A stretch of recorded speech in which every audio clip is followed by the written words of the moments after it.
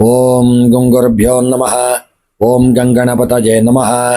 ನೀಲಾಂಜನ ಸಮಾಭಾಸಂ ರವಿಪುತ್ರಂ ಯಾಮಾಗ್ರಜಂ ಛಾಯಾ ಮಾರ್ತಾಂಡ ಸಂಭೂತಂ ತನ್ನಮಾಮಿ ಶನೈಶ್ಚರಂ.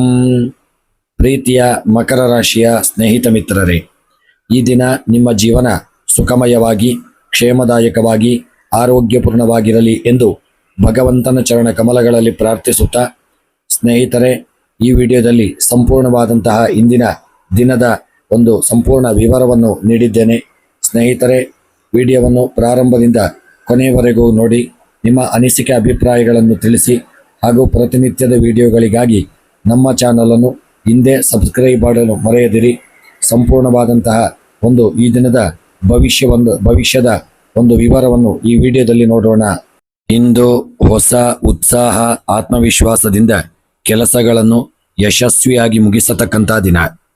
ಆದರೆ ಸಂಬಂಧಗಳಲ್ಲಿ ನಿಷ್ಠೆ ಮತ್ತು ನಮ್ರತೆ ತುಂಬ ಅವಶ್ಯಕ. ಸಹೋದರರು ಅಥವಾ ಬಂಧುಗಳಿಂದ ಒಳ್ಳೆಯ ಒಂದು ಸಹಕಾರ ಸಿಗತಕ್ಕಂತಹ ದಿನ.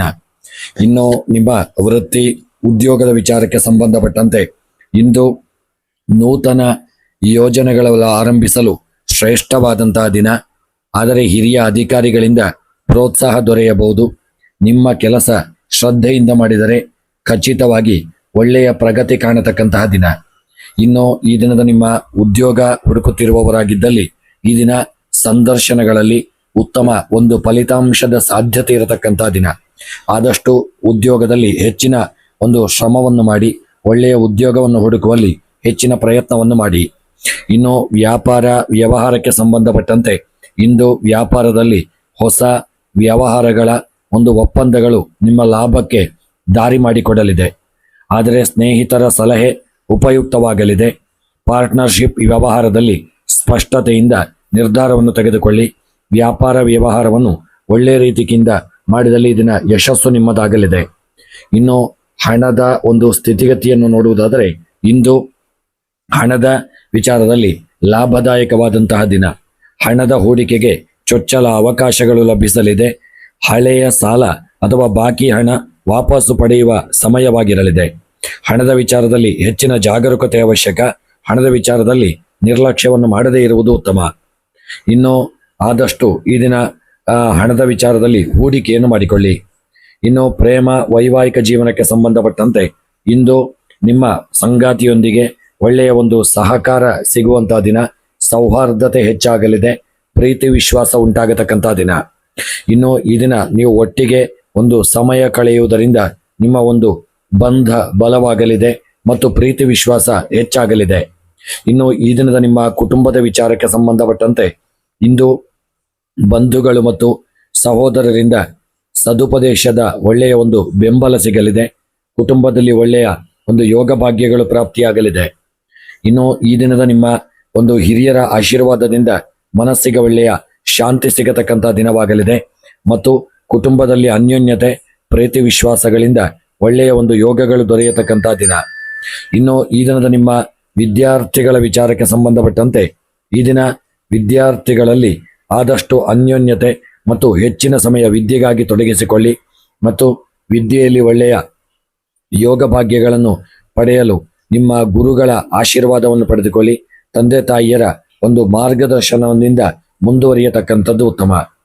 ಇನ್ನು ಈ ದಿನದ ನಿಮ್ಮ ಆರೋಗ್ಯದ ವಿಚಾರಕ್ಕೆ ಸಂಬಂಧಪಟ್ಟಂತೆ ಇಂದು ಆರೋಗ್ಯ ಶಕ್ತಿಯುತವಾಗಿರಲಿದೆ. ಒಳ್ಳೆಯ ಒಂದು ಚುರುಕಾದ ಮನಸ್ಸು ನಿಮಗೆ ದೊರೆಯಲಿದೆ. ಆದಷ್ಟು ಉಷ್ಣತೆಯಿಂದ ಮೂಡುವ ತೊಂದರೆಗಳನ್ನು ಕಡೆಗಣಿಸಬೇಡಿ. ಆದಷ್ಟು ದೇಹದ ಆರೋಗ್ಯದ ಕಡೆಗೆ ಜಾಗರೂಕತೆಯನ್ನು ಮಾಡಿ ಉತ್ತಮ ಆಹಾರ ಸೇವನೆಯನ್ನು ಮಾಡಿಕೊಳ್ಳಿ ಹಾಗೂ ವಿಶೇಷವಾಗಿ ಆರೋಗ್ಯದಲ್ಲಿ ತುಂಬ ಎಚ್ಚರಿಕೆಯನ್ನು ಮಾಡಿಕೊಳ್ಳತಕ್ಕಂಥದ್ದು ಉತ್ತಮ. ಇನ್ನು ಈ ದಿನದ ನಿಮ್ಮ ಪರಿಹಾರದ ವಿಚಾರಗಳನ್ನು ನೋಡುವುದಾದರೆ ಇಂದು ಹನುಮಂತ ದೇವರಿಗೆ ಒಂದು ಲಿಂಬೆ ಹುಳಿಯ ಮಾಲೆಯನ್ನು ಸಮರ್ಪಣೆ ಮಾಡಿಕೊಳ್ಳಿ.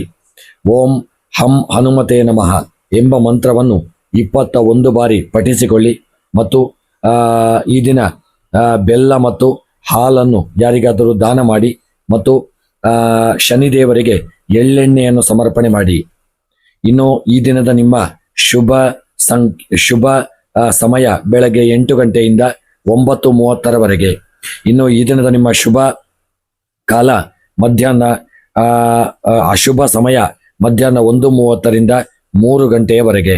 ಇನ್ನು ರಾಹುಕಾಲ ಮಧ್ಯಾಹ್ನ 1:30ರಿಂದ 3 ಗಂಟೆಯವರೆಗೆ ರಾಹುಕಾಲ. ಇನ್ನು ಈ ದಿನದ ನಿಮ್ಮ ಶುಭ ಸಂಖ್ಯೆ 1 ಮತ್ತು 8. ಶುಭ ಬಣ್ಣ ನೀಲಿ ಮತ್ತು ಬಿಳಿಯ ಬಣ್ಣ. ಶುಭ ದಿಕ್ಕು ದಕ್ಷಿಣ ದಿಕ್ಕು. ಇನ್ನು ಈ ದಿನ ನೀವು ತಮ್ಮ ಶ್ರದ್ಧೆ ಚಾತುರ್ಯದಿಂದ ಒಳ್ಳೆಯ ಯಶಸ್ಸು ಪಡೆಯಲಿದ್ದೀರಿ. ಆದರೆ ಧೈರ್ಯ ಮತ್ತು ಶಾಂತಿಯುತ ಮಾತುಗಳಿಂದ ಎಲ್ಲರ ಸಹಕಾರ ಪಡೆಯತಕ್ಕಂಥ ದಿನ.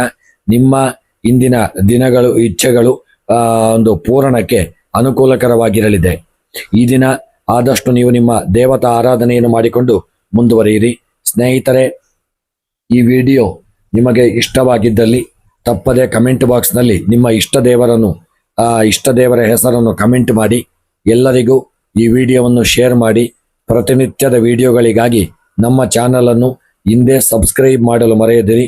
ಈ ದಿನ ನಿಮಗೆ ಯೋಗ ಭಾಗ್ಯಾದಿ ಆಯುರಾರೋಗ್ಯ ಐಶ್ವರ್ಯಗಳನ್ನು ಭಗವಂತ ಅನುಗ್ರಹಿಸಲಿ ಎಂದು ಸ್ಮರಣೆಯನ್ನು ಮಾಡುತ್ತಾ ವಿಡಿಯೋವನ್ನು ಮುಕ್ತಾಯ ಮಾಡುತ್ತಿದ್ದೇನೆ. ಮುಂದಿನ ವಿಡಿಯೋಗಳೊಂದಿಗೆ ಮತ್ತೆ ಭೇಟಿಯಾಗೋಣ. ಧನ್ಯವಾದಗಳು.